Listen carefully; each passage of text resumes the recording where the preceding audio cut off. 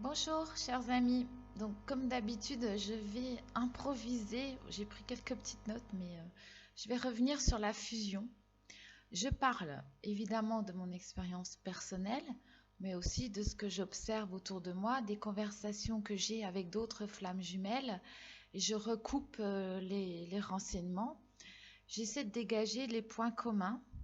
Je n'ai pas la science infuse mais je pense que je peux parler de mon expérience personnelle et de voir un petit peu par rapport aux autres ce qu'eux, ils vivent et perçoivent. D'un point de vue du chaser aussi, pas du point de vue du runner, certainement très différent. Et aussi ce que mes guides me transmettent et les enseignements que je reçois de mes guides de lumière.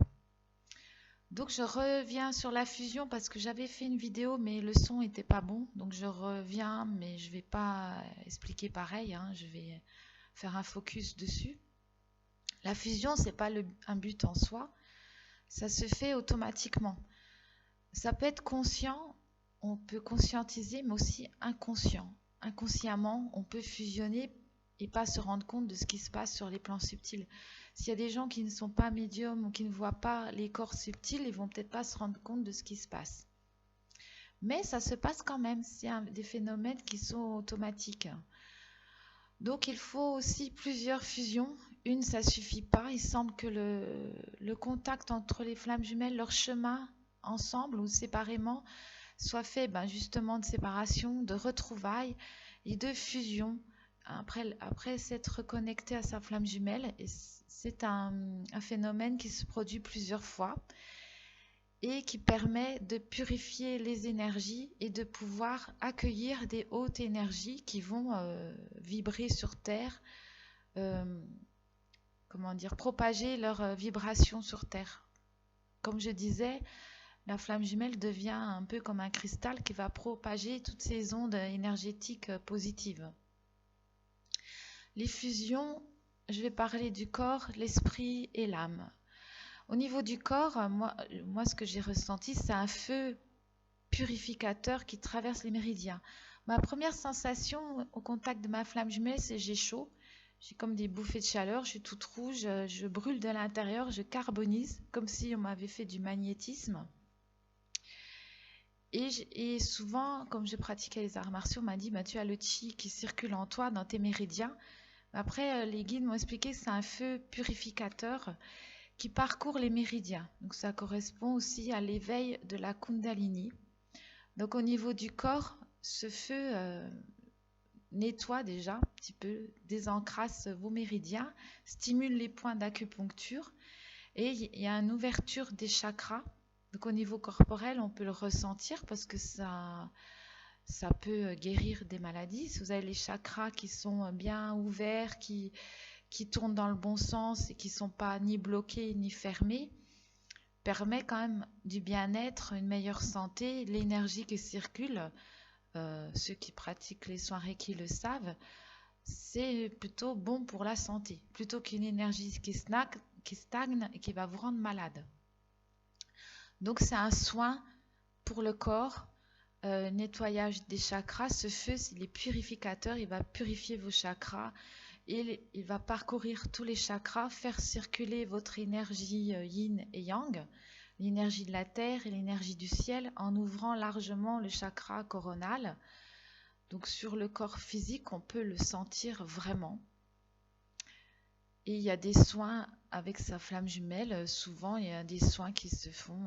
Ça peut être du magnétisme, du reiki ou voilà, des soins corporels en tout cas. Je regarde mes notes. L'inconscient devient conscient parce qu'il y a un travail sur les vies antérieures, les karmas. Et donc, au niveau du corps aussi, votre inconscient, il commence à devenir conscient, à disparaître. On est moins gouverné par l'inconscient, on conscientise beaucoup plus. Ça correspond à l'éveil de l'esprit. Oui, on guérit des traumatismes du passé grâce à cette fusion. Il y a une guérison. Et même pour le corps, la mémoire cellulaire est nettoyée. par cette Kundalini, ces hautes énergies qui nous traversent. C'est un peu comme du magnétisme, comme un soin Reiki qui peut soigner les mémoires cellulaires. Et il y a surtout guérison de la division originelle, et cette séparation originelle peut être inscrite dans notre mémoire cellulaire aussi. Donc à force de revivre, de nettoyer, de purifier, de soigner par ce feu purificateur, ces hautes énergies qui nous traversent, on atteint la guérison et la fin du karma. Il y a aussi un retour à la foi. On devient de plus en plus croyant et par l'ouverture du chakra coronal, on peut canaliser des hautes énergies, recevoir des messages. L'ouverture du troisième œil, on est beaucoup plus ouvert sur les autres dimensions. Et donc, il y a un éveil spirituel, c'est un cheminement. Comme moi, avant, j'étais pas très croyante, bien que je recevais déjà des messages des guides. Je trouvais que c'était normal. Je pensais que tout le monde avait des messages des guides. Et plus j'avance sur ce chemin avec ma flamme jumelle, et plus je pratique, je deviens plus pratiquante, plus spirituelle. Il y a un retour à la foi. Je fais des prières qu'avant, j'en faisais pas du tout. Pour arriver à un certain bien-être, un retour à la source. Et l'âme devient plus complète. L'âme est unifiée. Alors tous les corps subtils s'unifient, comme s'ils étaient collés. Moi, je le vois bien dans les plans subtils. Le corps astral, on peut former une troisième entité. Nos deux corps astraux se collent et forment une troisième entité. Pour moi, ça s'est passé comme ça. Nos corps éthériques fusionnent. Les corps bouddhiques aussi. Corps astraux, corps subtils. Tous les corps subtils, bouddhiques, causal. Et l'âme aussi. L'âme s'unifie, elle devient plus brillante, plus transparente, plus complète avec le yin et le yang, le masculin et le féminin sacré. On n'obtient plus qu'une âme pour les deux. L'âme ne dégage plus ce sentiment de solitude. C'est-à-dire quand on voit les âmes, par exemple on peut parler d'âme à âme, beaucoup d'âmes nous semblent seules, c'est la perception que j'en ai, il y a toujours un sentiment de tristesse et de solitude.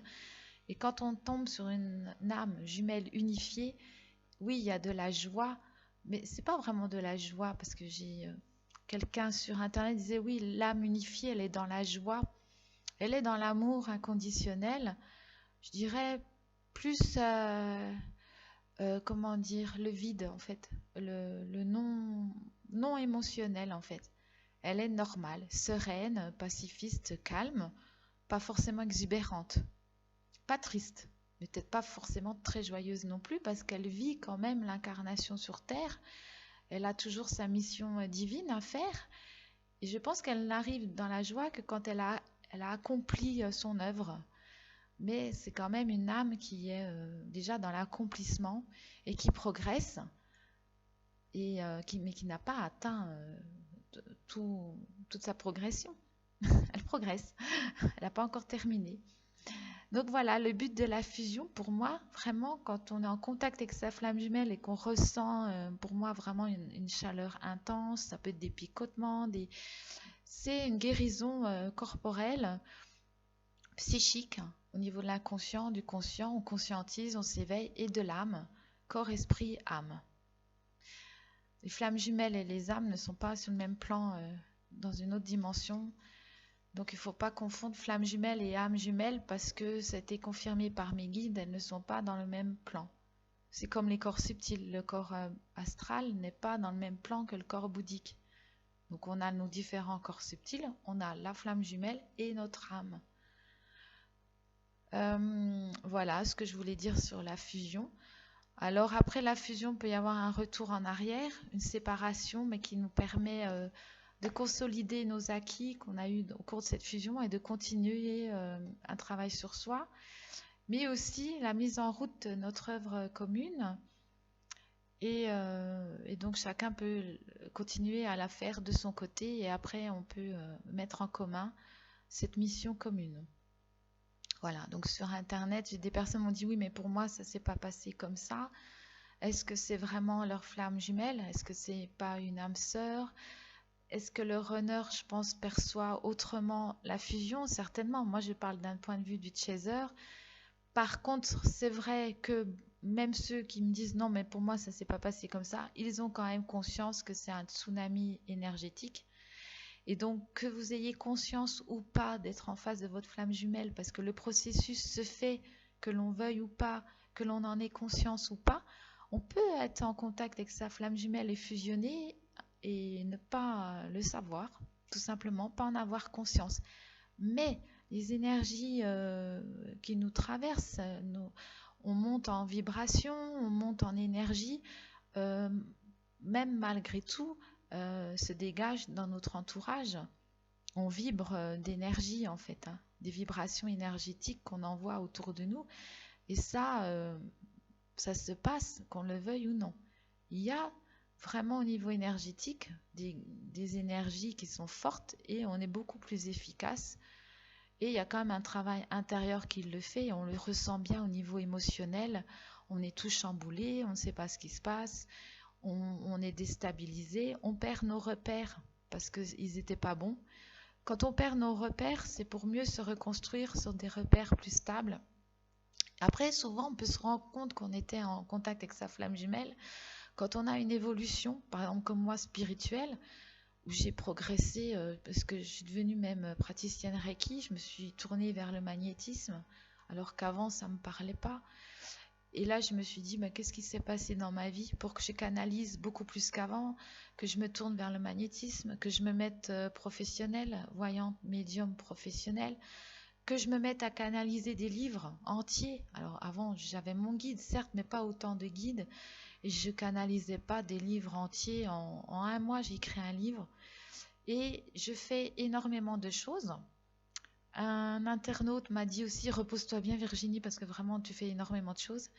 Je ne suis pas fatiguée. Mes guides m'envoient beaucoup d'énergie et j'ai beaucoup d'énergie en fait qui me traverse. Je me sens absolument pas fatiguée et mes guides m'encouragent quand même à faire la sieste, à me reposer de temps en temps.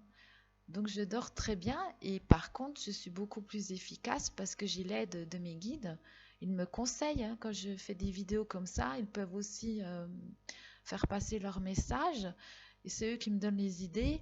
Et tout est beaucoup plus facile avec l'aide de nos guides et beaucoup plus rapide et c'est plus efficace.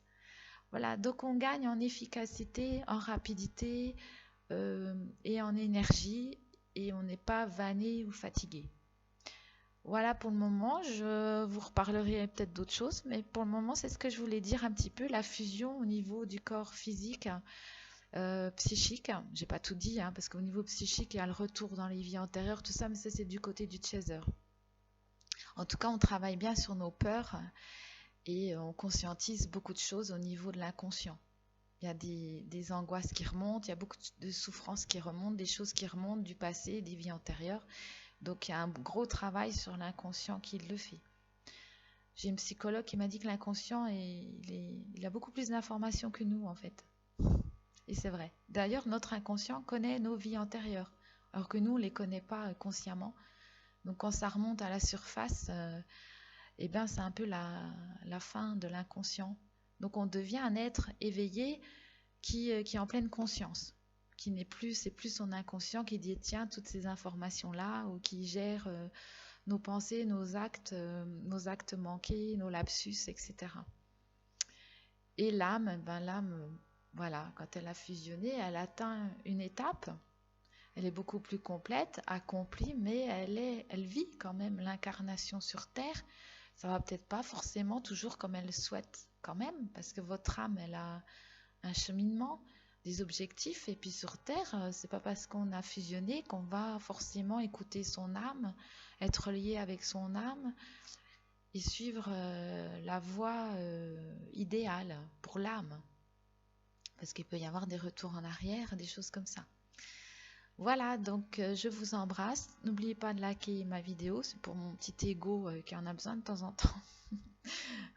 Et puis de laisser des commentaires. J'aime beaucoup vos témoignages, ça me plaît beaucoup.